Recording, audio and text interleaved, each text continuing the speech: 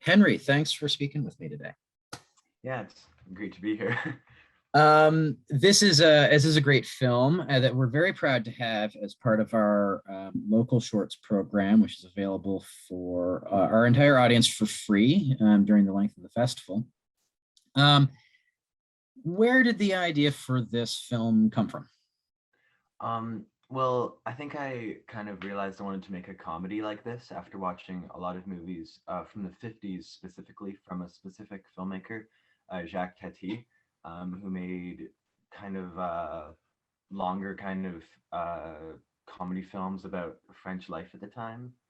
And I wanted to kind of make a movie in that style. I don't know if I really went that way that much in the end. It kind of changed while I was making it, but I thought of that, and then also I realized that in a lot of the movies I've made before now, they've been kind of very complicated, which was really hard for me to pull off, which is why sometimes I wasn't that impressed by what I had produced.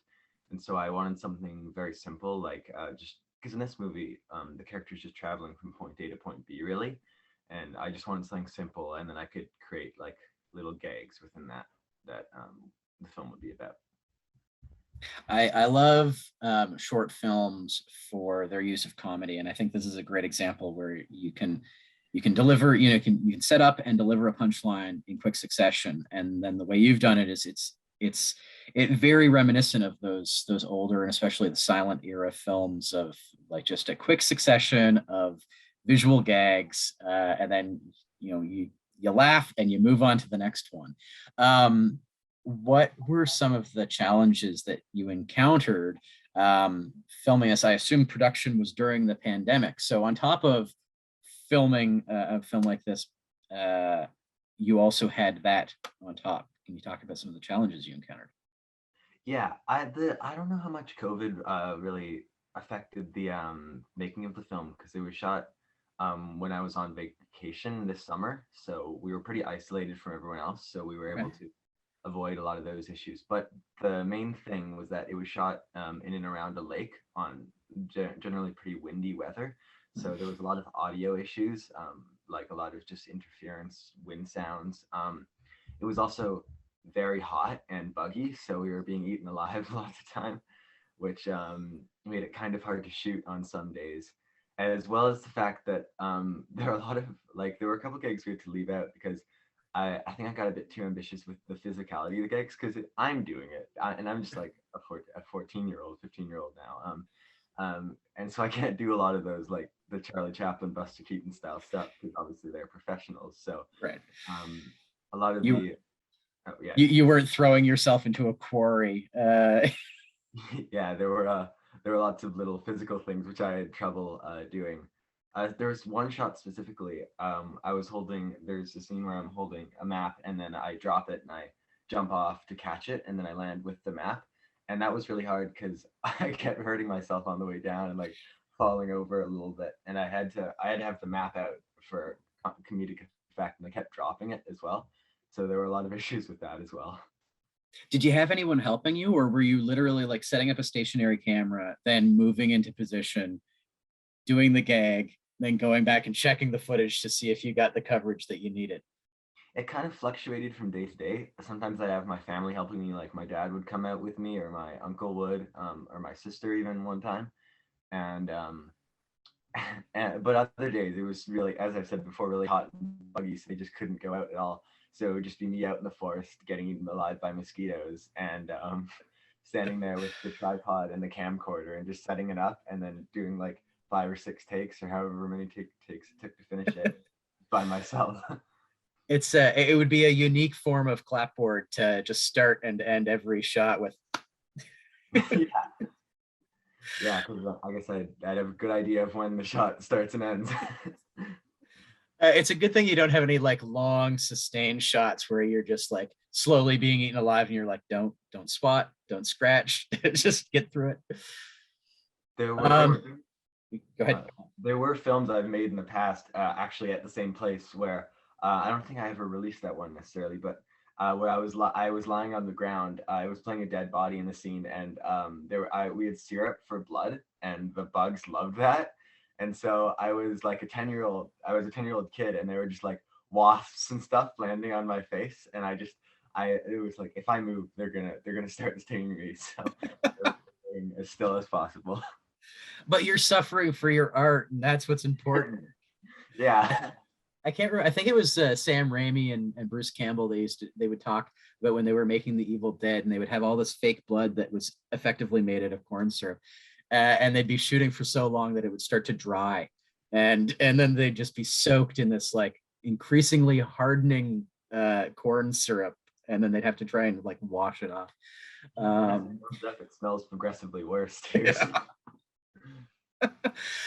So you touch on an excellent point there. You are 15 years old, and you've mentioned that this is not your first film. So when did you get into filmmaking? When did you want to start making films?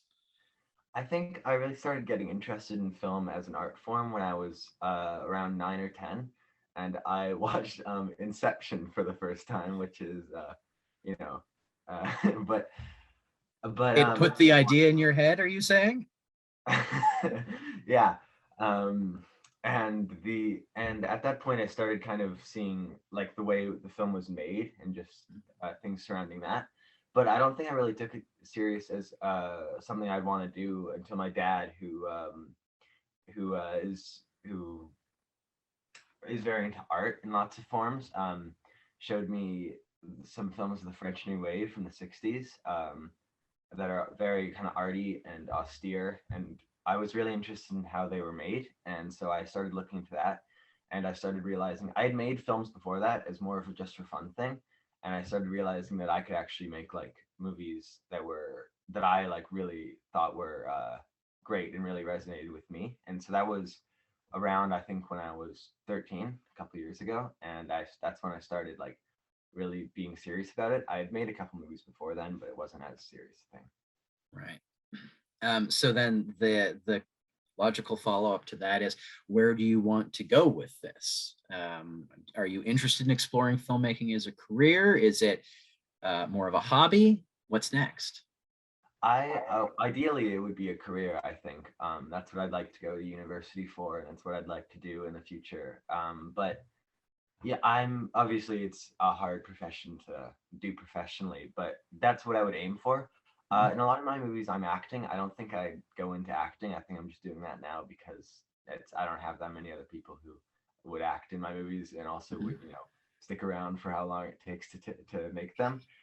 So I don't know how if I really stay in the acting part of it, but I definitely want to continue doing directing work, Mhm.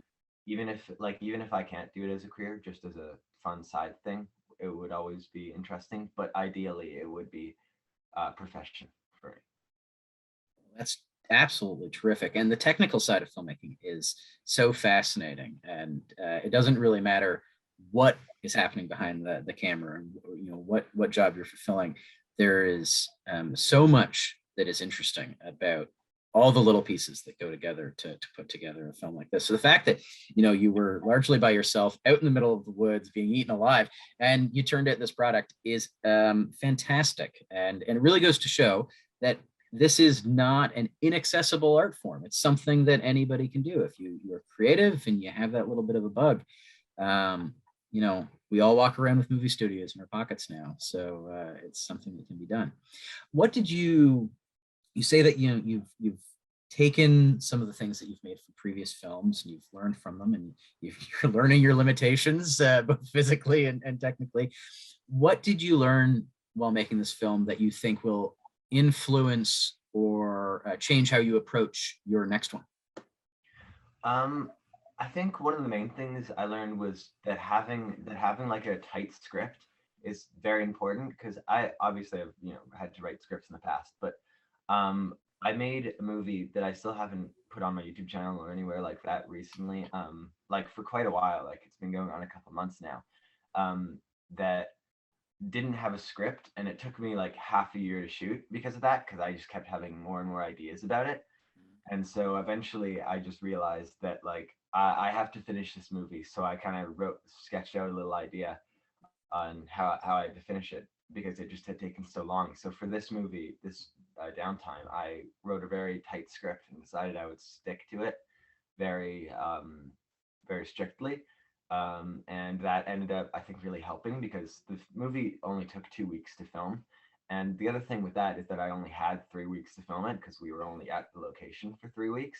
So a deadline is very helpful, and actually editing too, because the Grand River Film Festival has a deadline. I hadn't even started editing until I was like, I have to now. So I started mandating about 3 hours a day. So a deadline for when you want your film to be done and a strict script is always helpful. And due to the audio problems I mentioned earlier, I'd really suggest investing in a microphone of some sort. Yep, that's all great. So you mentioned that this one was inspired by kind of French cinema from the 50s, and that you went for comedy because it was kind of different from what you've done before. Is there a particular genre of film or type of film that you haven't done that you're interested in exploring, or that you really like and want to like hone your talents in that one regard? I think in terms of genres I'd like to explore, kind of everything, like especially noir, like a noir film, I think would be interesting to make, or just like um, I'm not, I don't, this isn't really a genre, but just the idea of kind of going out into the woods or like a lake area or something like that in Kitchener or in Waterloo, and just shooting out there, like maybe not a western, because that's kind of hard to make now, but something along those lines in terms of genre would be what I'd like to do. I think I'm going to continue with comedy for sure as well. Mm. Specifically this movie and my previous movie, which I don't think my previous movie is as good as this one. But follow one character because I was thinking about Charlie Chaplin, how he has like the tramp character and Mm. that all the films followed. So I decided that I'd try to create a character that a bunch of comedy films would follow. So I think I'll make more films following this one character. And I think I just like to create like a I'd have a genre, overarching genre, of course, but then I'd like to incorporate comedy in like smaller areas into all the movies I make because I like putting comedy into movies. And we love watching comedies. So that's terrific to hear. Henry, this has been absolutely delightful to talk to you. And we would be more than excited to see the further adventures of your comedic character here in future entries. So we wish you all the best and great success. And we hope to see you again at GRFF. Yeah, thanks. I love the experience, and I really hope my and I love just seeing my film at a festival. I mean, everybody does. And we love putting together a festival and being able to support both local talent and young up and coming talent. So yeah, we'll definitely keep an eye out for you in future festivals. So have a great day, and we look forward to the audience seeing your picture. Thanks, and also you have a great day.